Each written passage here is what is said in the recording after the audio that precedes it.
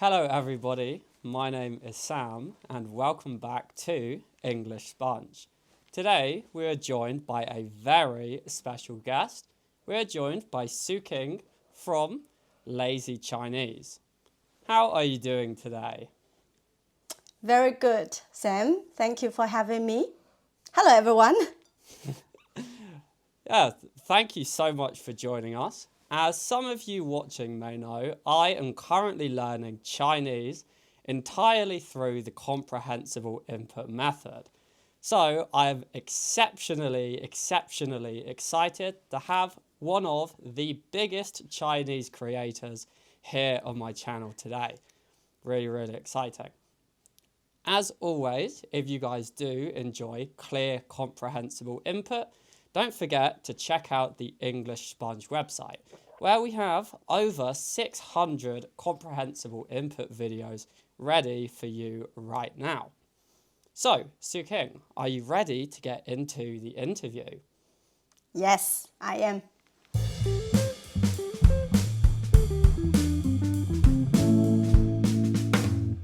Excellent. So, to get us started, could you tell me a little bit about your experiences learning English? Yes, I can. Actually, unfortunately, when I was learning English, I didn't know anything about comprehensible input. So I think I wasted a lot of my time doing the grammar drills. I didn't really try to memorize words. But I did do a lot of grammar drills just in order to, pass the tests. And later on, I realized that I really enjoy TV series, both from the UK and from the United States. And I started watching a lot of TV series.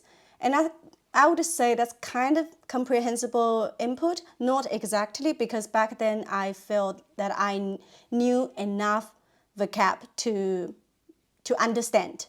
With subtitles though, with both English and Chinese subtitles, it didn't feel too fast. So yeah, I feel like listening to a lot of the TV series helped me a lot. But not exactly like the comprehensible input way, but it was good enough. Yeah. Yeah, so that tracks with a lot of my experiences here, living in Chile and in South America. I speak to lots of people who picked up English. They learned English at school through the more traditional method, but it never really stuck.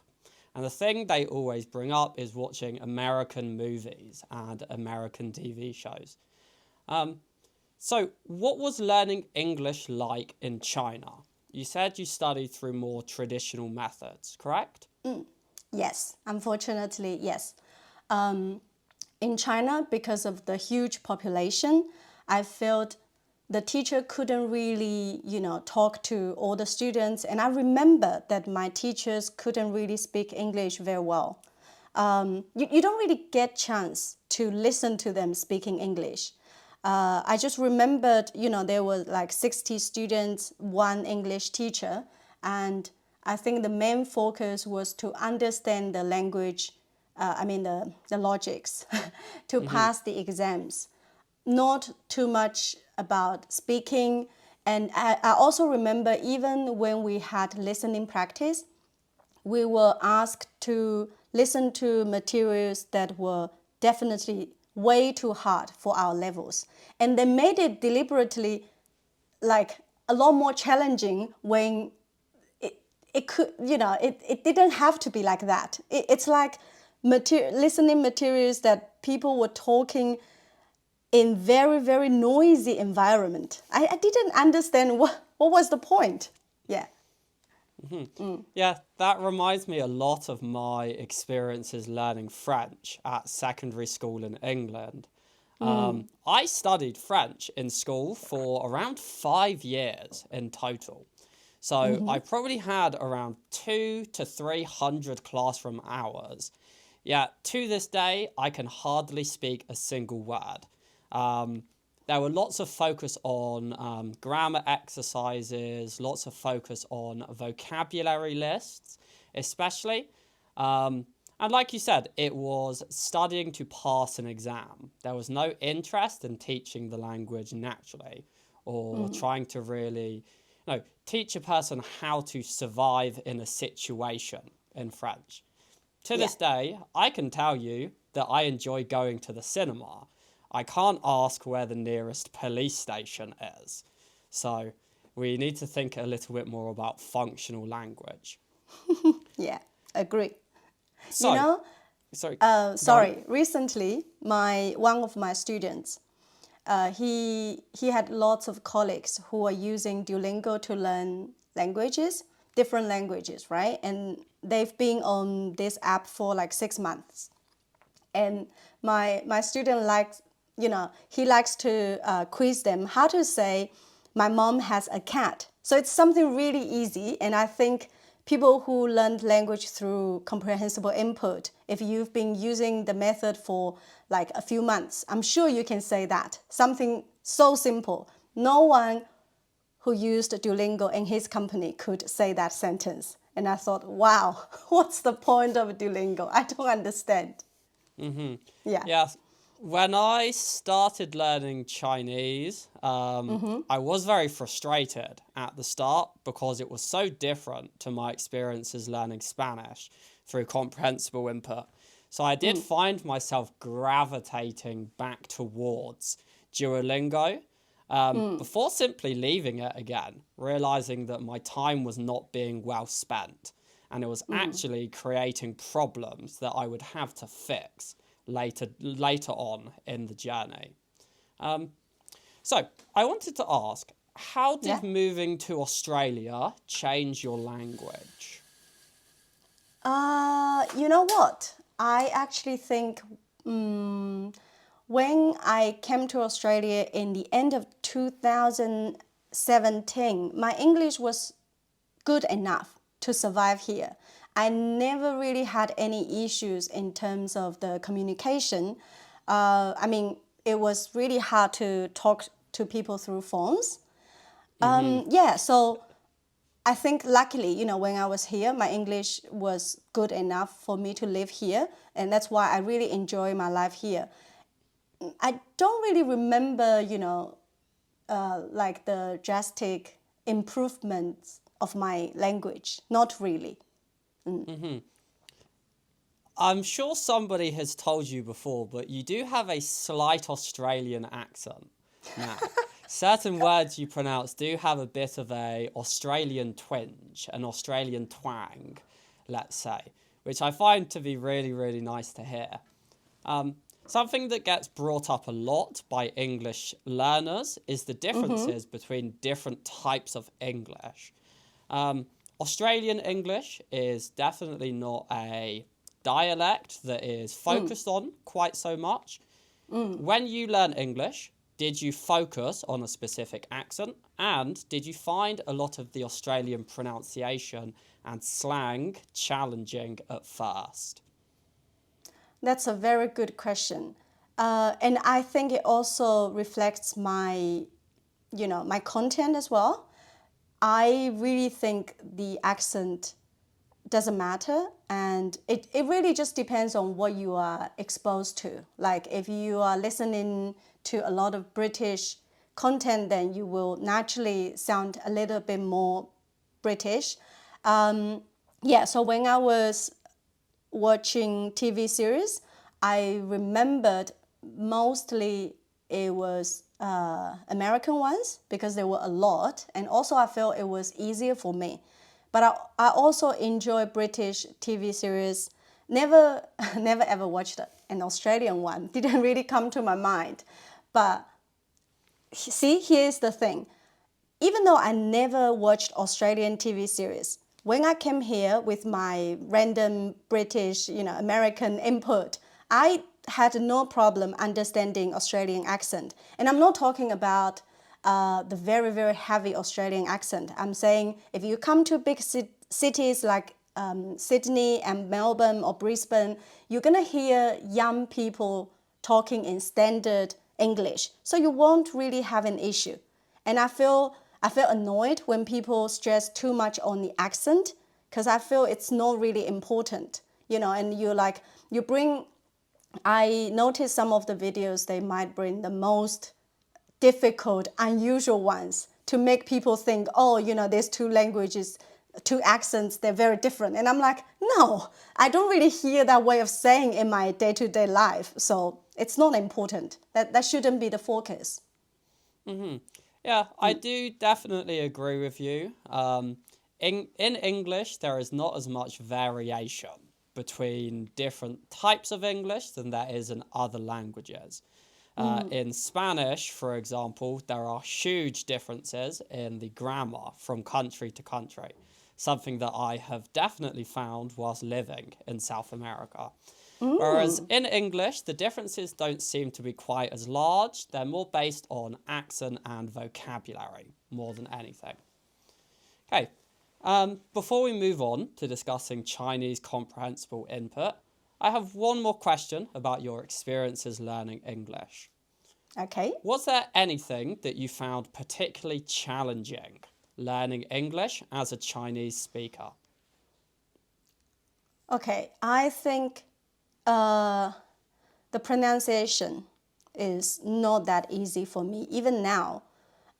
Because there are some subtle differences, between certain words where I can't really hear the difference, and apparently they are different.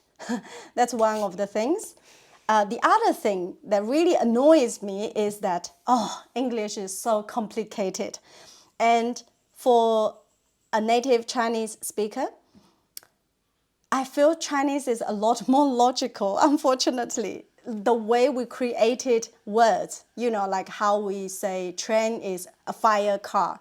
But like in English, when you have something new, you need a new word. And I'm like, why is this so hard?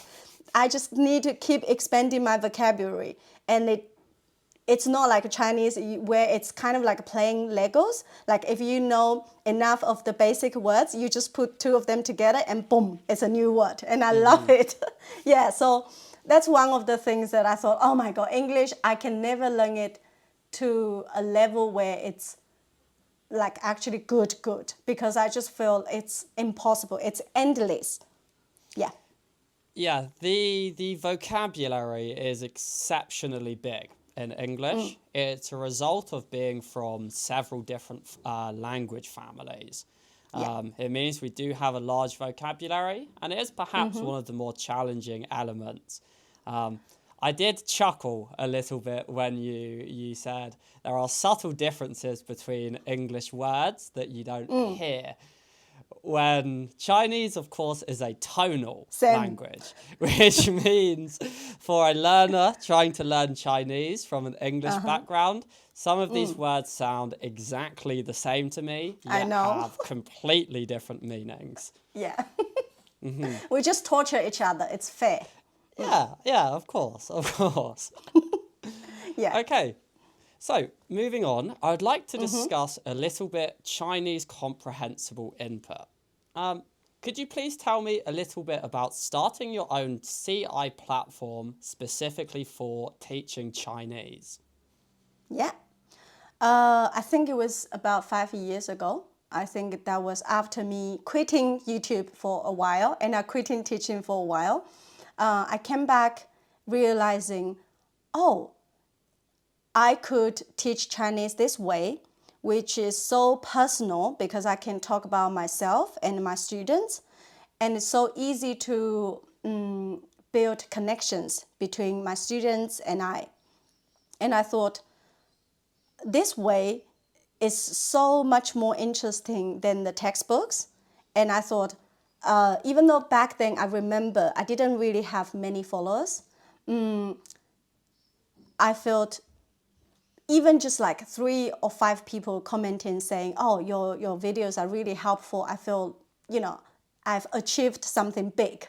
That kind of sense of achievement was so important to me, and that's why it kept me going. And I just realized like by telling my stories first, it really makes people open up easier. And then so I can quickly build connections with my students. And then we don't care about what the textbooks that what textbooks think what are important, what that you need to learn now and what you need to master today, and so we can move on. We don't care. All we care is more, leaning towards to connection. Yeah. So I've been doing that for like, I think approximately 5 years. And the more I do it, the more I realize that there's so much more I can do. This job will never make me bored, because I was telling my personal stories, and then I was telling something bigger, and then I can maybe one day make like, I don't know, some sort of high quality production. I don't know, but I just feel like there's a long way to go, and I'm gonna have so much fun. Yeah, but the most important thing is people really appreciate it. And also me as a language learner, I'm learning Spanish and French at the same time. Every time when I was watching the videos. Why would you do that to yourself? Ouch! Spanish and French.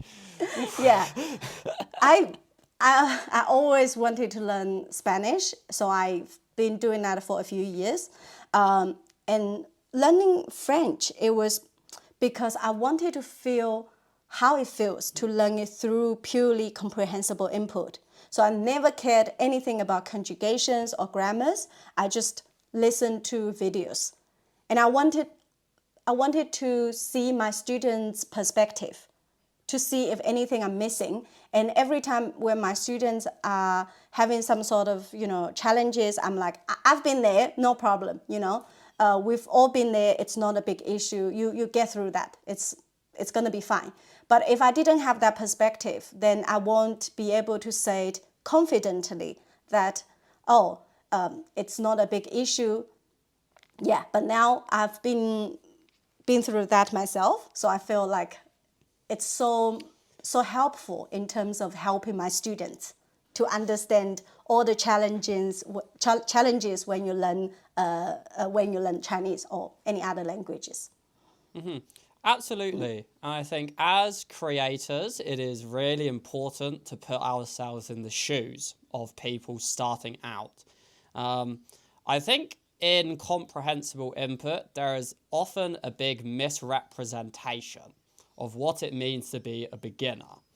And I find this especially true in Chinese. A lot of the super beginner content is actually, more of beginner content. I remember entering, Chinese about 7 or 8 months ago, not understanding a single word and being faced with content that just felt so far outside of my grasp.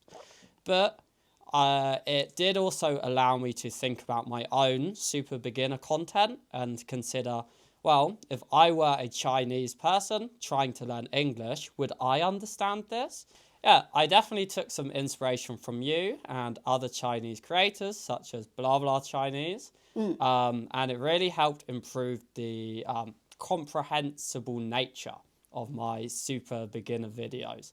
I definitely felt like they became far more interesting and far more comprehensible.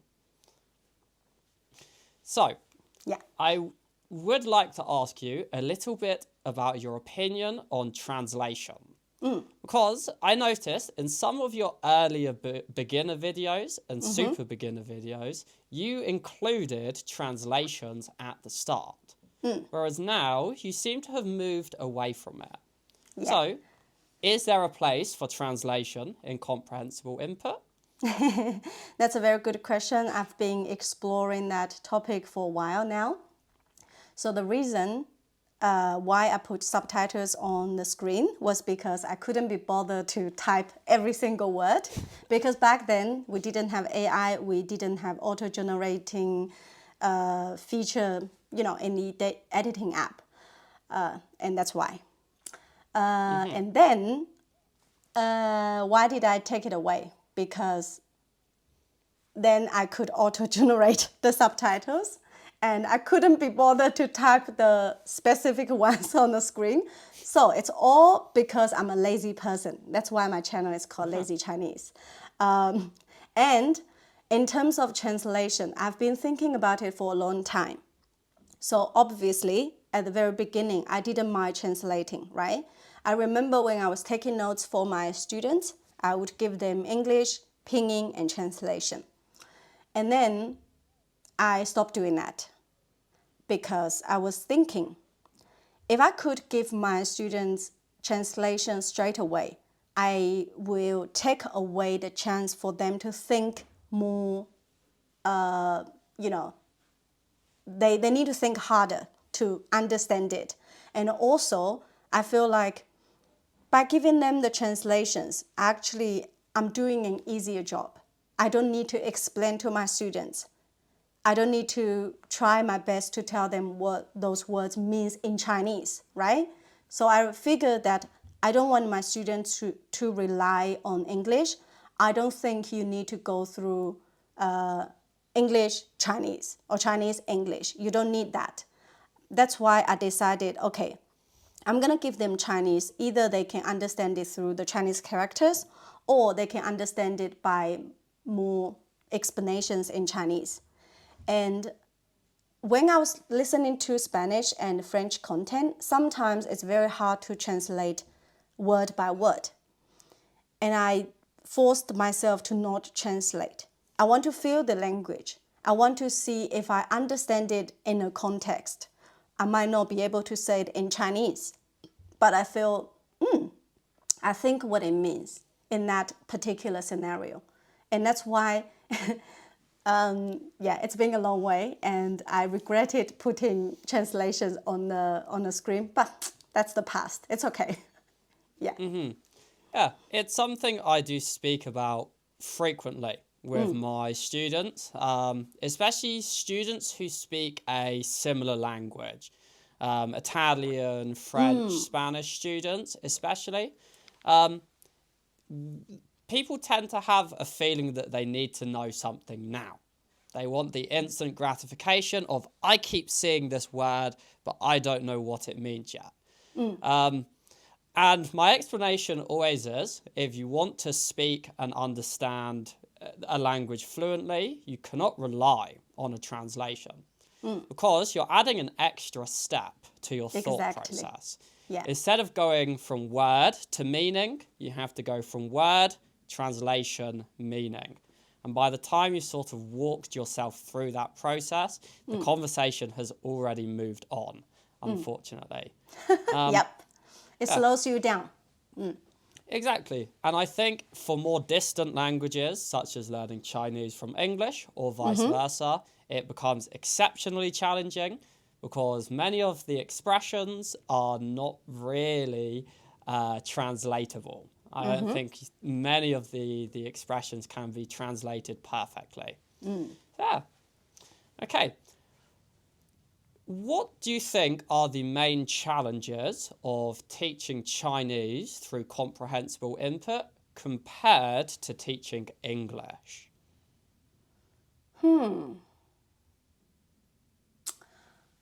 The challenges. Never thought about that because I'm not an English teacher.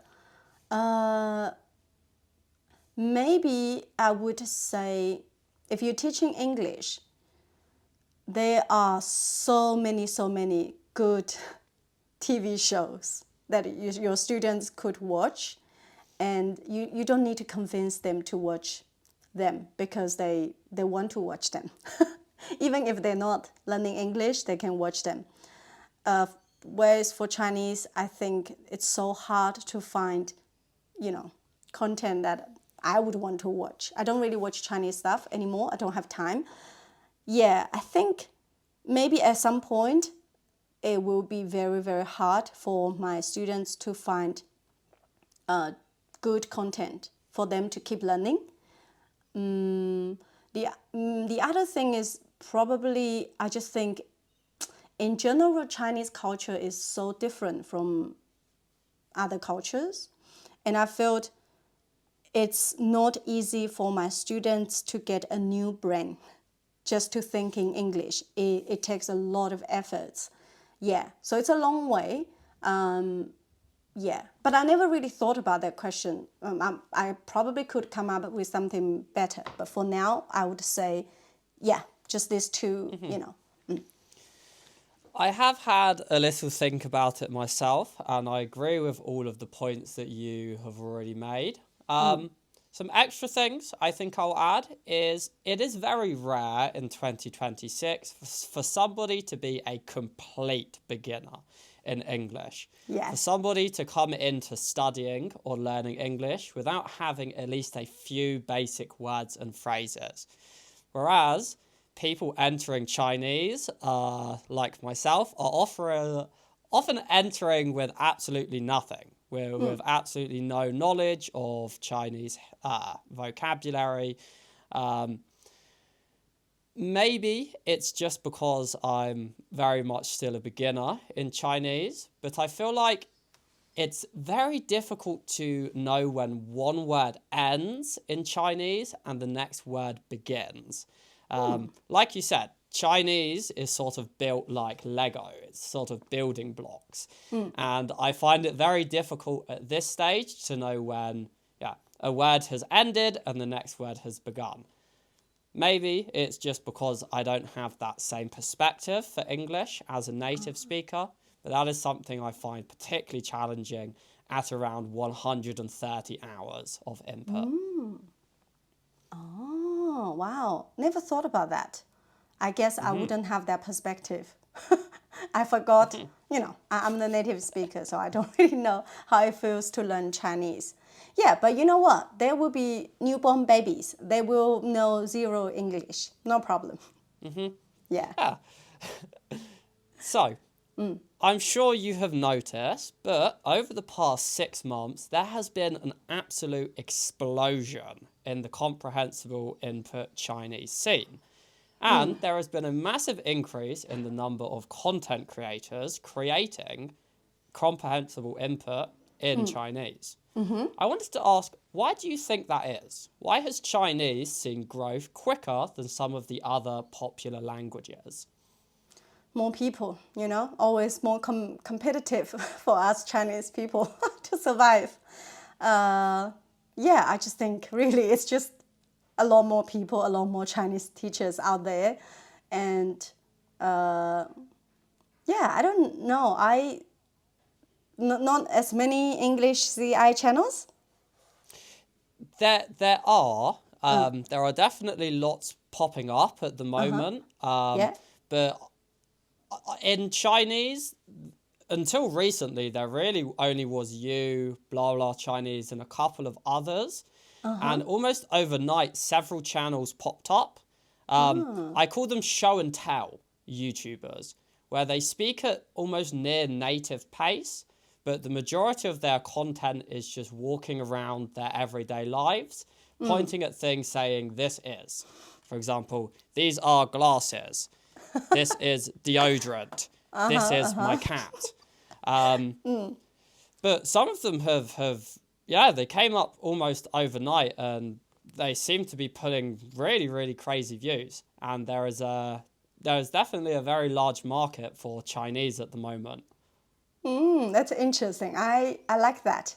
I always feel like if it was only me or just a few other channels, I think it's boring because, if it's just a few of us, then it's very limited.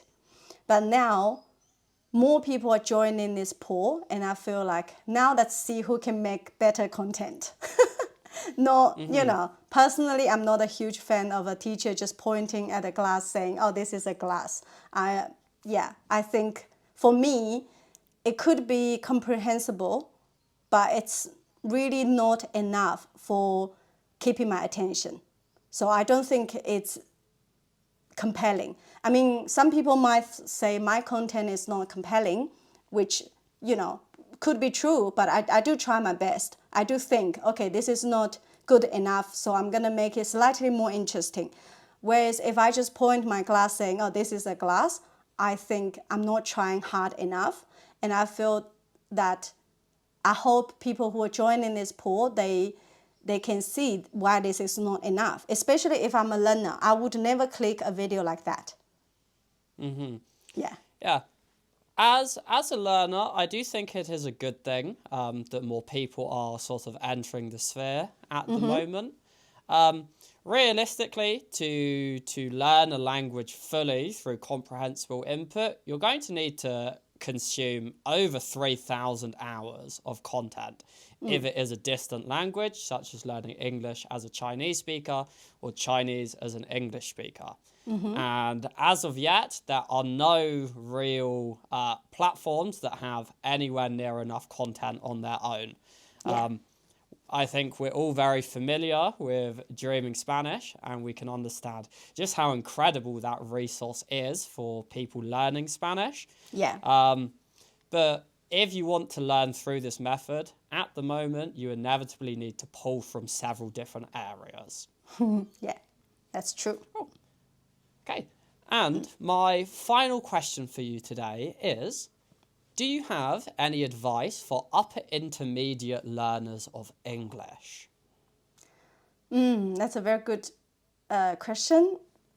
You know what? I focus on teaching beginners to intermediate students. And the reason why I don't teach upper intermediate or advanced students was because I'm not creating content for that level. And I felt it's even broader, like when it's beginner, you know what's more important. But when it gets to upper intermediate or advanced, really, I think it kind of depends on your interests. So like, I can't decide this is interesting for you because you could think completely differently. So yeah, if I'm a upper intermediate student, I would just start watching content, created by native speakers, not necessarily for language learner, but maybe just for, recording their life, like vlogs and stuff. And I would definitely start watch TV series with maybe subtitles on. I think at the beginning, it might be a little bit hard to, keep up with the speed and everything, but I feel you will get used to them. If you listen to a lot of them, it will work eventually.